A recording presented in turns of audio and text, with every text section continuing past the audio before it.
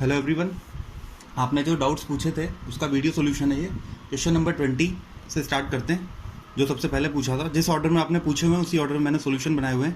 Question number 20 में देखो, दो इनपुट अवेलेबल है। अब इसमें एक इनपुट तो था TDS, एक इनपुट था VS। दो इनपुट है सिस्टम में और एक आउटपुट है कौन सा, theta S. Theta S is the output, ये थीटा एस आउटपुट था।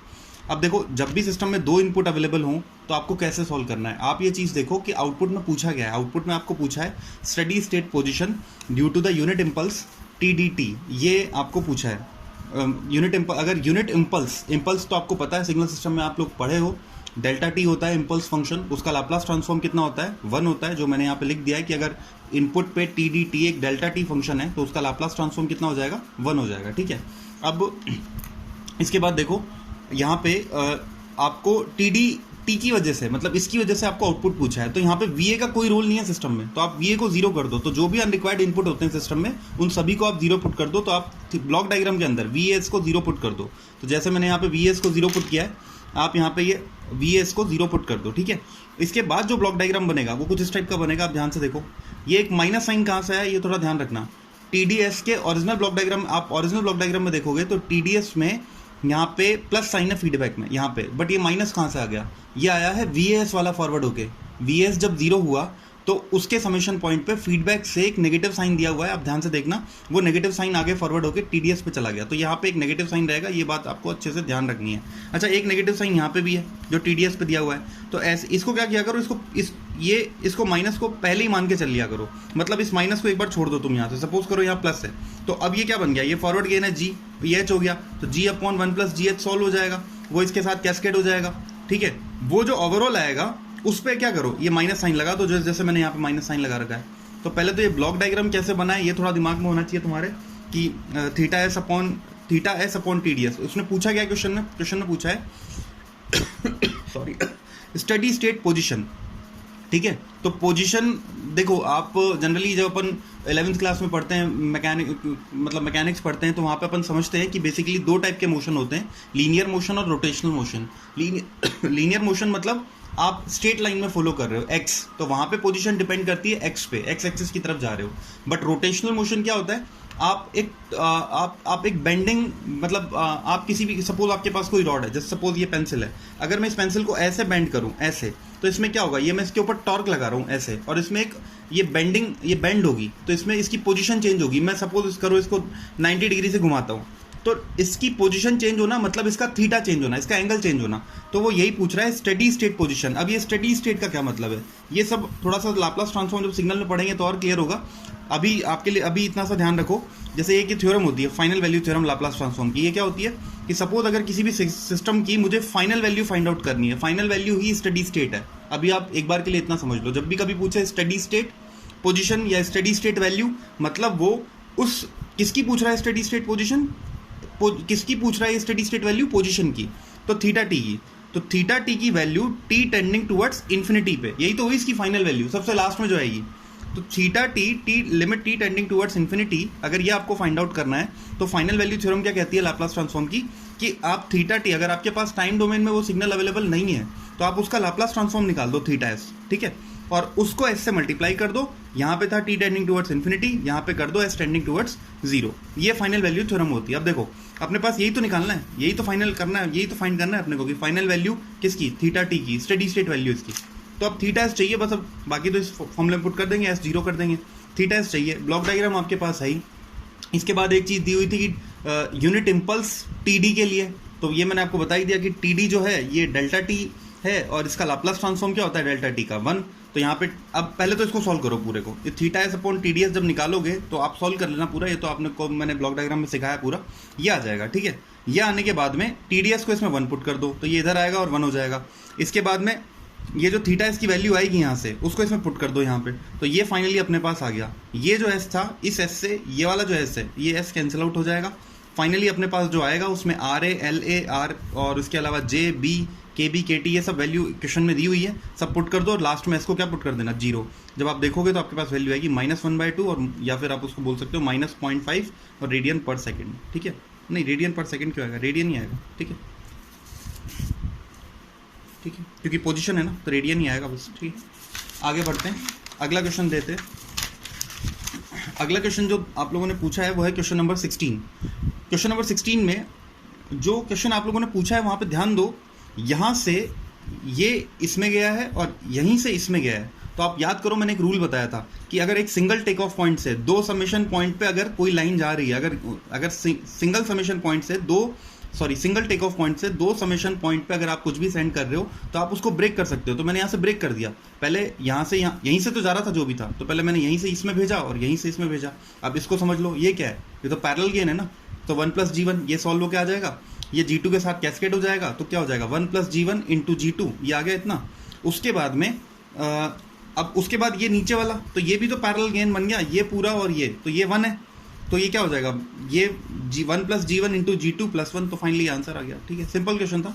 नेक्स्ट, बस आपको वो रूल ध्यान रखना है कि अगर एक सिंगल टेक ऑफ पॉइंट से दो समेशन पॉइंट के ऊपर अगर कभी भी अपन कोई भी गेन कोई भी मतलब इनपुट फॉरवर्ड करेंगे तो वो अपने इनिशियल पॉइंट से ब्रेक किया जा सकता है। ठीक है, आगे देखो, अगला क्वेश्चन है क्वेश्चन नंबर 15। इसमें भी ये भी देखो सेम वही चीज़ है, दो इनपुट दिए हुए थे x1s x2s, जबकि आउटपुट में क्या पूछा हुआ है y/x2s। तो इसका मतलब x1 क्या है, अनरिक्वायर्ड है। वैसे उसने खुद ने बोला भी है क्वेश्चन में कि x1s जब 0 हो जाएगा, नहीं भी बोलता, सपोज बोलता कि y/x2 बताओ, तो भी आप x1 को 0 पुट कर दो। ये फाइनली आपके पास ये ब्लॉक डायग्राम बन जाएगा। बस उसके बाद तो कुछ नहीं था इसमें, y/x2 और माइनस है, नेगेटिव फीडबैक है, तो g/1 + GH करके अपने पास ये आ गया और ये ट्रांसफर फंक्शन अपने पास y/x2 डेवलप हो गया। ठीक है, अगला क्वेश्चन लेते हैं, क्वेश्चन नंबर 2.45। इसमें अब इस क्वेश्चन में एक 2-3 चीज़ें आप समझना एक बार। इसमें बोला है, इसमें क्वेश्चन में क्या बोला है कि आपको रेस्पॉन्स बताना है। सबसे पहले तो ये देखो, उसने बोला क्या, उसने बोला है यूनिट स्टेप रेस्पॉन्स। तो इसका मतलब समझो कि मैंने सिग्नल में भी समझाया था आपको, जिसने सिग्नल पढ़ा है, कि जब बोले यूनिट स्टेप रेस्पॉन्स, इसका मतलब वो सिस्टम पे इनपुट तो दिया हुआ है यूनिट स्टेप, और उसकी वजह से जब सिस्टम पे इनपुट है यूनिट स्टेप, तो उसकी वजह से क्या आउटपुट डेवलप होगा, वो यूनिट स्टेप का रेस्पॉन्स मिलना। मतलब सिस्टम पे जब इनपुट यूनिट स्टेप है तो उसका आउटपुट क्या मिलेगा, तो आउटपुट पूछ रहा है एक्चुअली वो। जब यूनिट स्टेप रेस्पॉन्स का मतलब हुआ जब इनपुट यूनिट स्टेप हो तो सिस्टम का रेस्पॉन्स क्या होगा, मतलब सिस्टम का आउटपुट क्या होगा। ठीक है, मैंने आप याद करो, मैंने आपको इसको एक वो फनी एग्जांपल लिया था, थप्पड़ के एग्जांपल से समझाया था कि सपोज आपका अगर कोई फ्रेंड आपके गाल पे आके थप्पड़ मारता है तो बदले में आप भी उसके थप्पड़ मारोगे, तो वो आपका रेस्पॉन्स है। वो आप एक सिस्टम हो, आपको इनपुट मिला एक थप्पड़, आपने भी बदले में थप्पड़ दिया, तो आपने जो बदले में दिया है वो एक तरह से वो स्लैप का रेस्पॉन्स है। तो सिंपली ये चीज़ अगर जैसे सपोज कभी मान लो देते कि लाइक रैंप रेस्पॉन्स, तो इसका मतलब सिस्टम में इनपुट रैंप है और रैंप रेस्पॉन्स पूछ रहा है, मतलब आउटपुट पूछ रहा है कब, जबकि इनपुट रैंप है। ठीक है, तो फाइनली इस क्वेश्चन पे फोकस करते हैं। पूछा हुआ है यूनिट स्टेप रेस्पॉन्स, ठीक है, तो CS पूछा हुआ है, ठीक है, कब, जबकि इनपुट RT क्या हो, यूनिट स्टेप हो, तो उसका लाप्लास ट्रांसफॉर्म क्या हो जाएगा 1/S। इसका अपन ने जो ब्लॉक डायग्राम दिया हुआ है आपको, उससे अपन CS/RS ये ट्रांसफर फंक्शन निकाला मैंने, फाइनली ये आ गया 10S/S² + S + 10। इसको सॉल्व करोगे तो उसके बाद इस RS को उधर फॉरवर्ड कर दिया, RS तो 1/S था, ये भी पुट कर दिया, S से S कैंसिल आउट हो गया, CS मेरे पास ये आ गया, ये मेरे पास सिस्टम का आउटपुट CT का लाप्लास ट्रांसफॉर्म आ गया। लेकिन मुझे CS नहीं पूछा है, मुझे इसकी, अब देखो आगे क्या पूछा है, मुझे पूछा है आउटपुट यूनिट स्टेप रेस्पॉन्स तो पूछा ही है, बट एज वेल एज क्या पूछा है, उसकी स्टेडी स्टेट वैल्यू। मैंने थोड़ी देर पहले भी आपको बताया कि स्टेडी स्टेट वैल्यू जब पूछी जाएगी तो इसका मतलब है फाइनल वैल्यू। तो limit t tending towards infinity CT, वही आप लाप्लास ट्रांसफॉर्म की फाइनल वैल्यू थ्योरम यूज करो, limit s tending towards 0 S × CS। तो यहाँ पे CS तो दिया हुआ है, इसमें पुट करो यहाँ पे CS को, ऊपर भी ऐसे नीचे भी ऐसे, S को जब 0 पुट करोगे आप तो यहाँ पे क्या हो जाएगा, 0 हो जाएगा। ठीक है, ये आपके सारे डाउट्स का सॉल्यूशन था। एक लास्ट डाउट अमित ने पूछा हुआ था ग्रुप पे कि उसमें था ट्रांसफर फंक्शन, कि transfer function is the ratio of transform of output to the transform of input under the 0 initial condition. ये उसने पूछा था कि इसका मतलब समझ में नहीं आ रहा। तो ये एक्चुअली वैसे तो सिग्नल का टॉपिक है, फिर भी मैं यहाँ पे थोड़ा समझा देता हूँ। ठीक है, ये क्योंकि सिग्नल में मैं इसको बहुत डिटेल में पढ़ाता हूँ, बट इसको यहीं पे समझ लो कि ट्रांसफर फंक्शन जब डिफाइन करते हैं अपन, तो वो ठीक है, ट्रांसफर फंक्शन जैसे सपोज करो, जैसे सपोज एक सिस्टम है जिसके ऊपर इनपुट है xt, सिस्टम का इम्पल्स रेस्पॉन्स है ht, सिस्टम का आउटपुट है yt। तो yt क्या होता है, yt होता है xt convolution with the ht। अब इसका लाप्लास ट्रांसफॉर्म निकाला तो ys = x(s) × h(s). तो अपने पास h(s) यही तो है ट्रांसफर फंक्शन। ये क्या आ गया, ये आ गया आउटपुट का ट्रांसफॉर्म अपॉन इनपुट का transform. This is the ratio of output transform with the input, ratio of output transform to the input transform transform कोई से भी हो सकता है, लाप्लास हो सकता है, फोरियर हो सकता है, जेड हो सकता है, डी टी एफ टी, जो आपका मन करे, ठीक है, जिसमें भी मतलब सिस्टम डिफाइंड हो रहा है जिस भी ट्रांसफॉर्म में। उसके बाद में यहाँ पे अब जो डाउट है आपका कि जीरो इनिशियल कंडीशन क्यों होनी चाहिए, तो मैं इसमें एक बहुत सिंपल सा आपको एक तरीका बताता हूँ। देखो, इसके लिए आपको थोड़ा सा लाप्लास पता होना चाहिए। अमित, आपने सिग्नल पढ़ा भी है तो आपको तो ये डाउट नहीं होना चाहिए था। इसमें देखो क्या, सपोज करो मेरे पास एक सिस्टम है जो इस तरह वर्क कर रहा है, d y upon d t plus y is equal to x, ठीक है, ये सब टाइम पे डिपेंडेंट है, मतलब x of t, y of t, y of t. अब जब इनका लाप्लास, ये एक सिस्टम है, ये एक सिस्टम है जिसको ये इनपुट दे दिया जाता है तो ये आउटपुट मिलता है।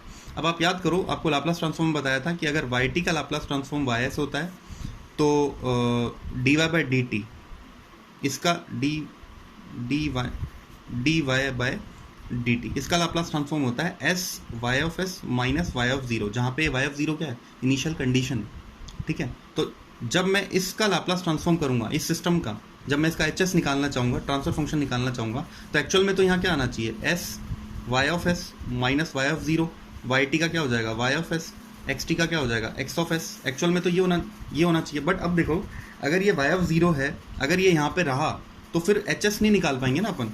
तो इसीलिए इस इनिशियल कंडीशंस को जरूरी, जैसे को इधर भी ये हो सकता है, सपोज इधर भी हो सकता है d by D t of x plus x, suppose 2 बार हो, ठीक है। तो अगर ये 2 बार होता है तो फिर क्या होता है, इधर आता है S square X of S minus S x of zero और माइनस एक्स डैश जीरो, ऐसा होता है। ये सब इनिशियल कंडीशन ही तो है। ये इनिशियल कंडीशन है आउटपुट की, ये इनिशियल कंडीशन है एक्स जीरो की इनपुट की, ये इनिशियल कंडीशन का डिफरेंशिएशन है, ठीक है। तो ये सब जीरो होने चाहिए। ये सब जीरो जैसे ही हो जाएंगे वैसे ही इधर क्या आ जाएगा, वाई एस, इसमें से आया एस, इसमें से आया 1 इज इक्वल टू, इधर आ गया S square X of S, तो now Y of S upon X of S is equal to S square upon S plus 1। तो this will become the transfer function.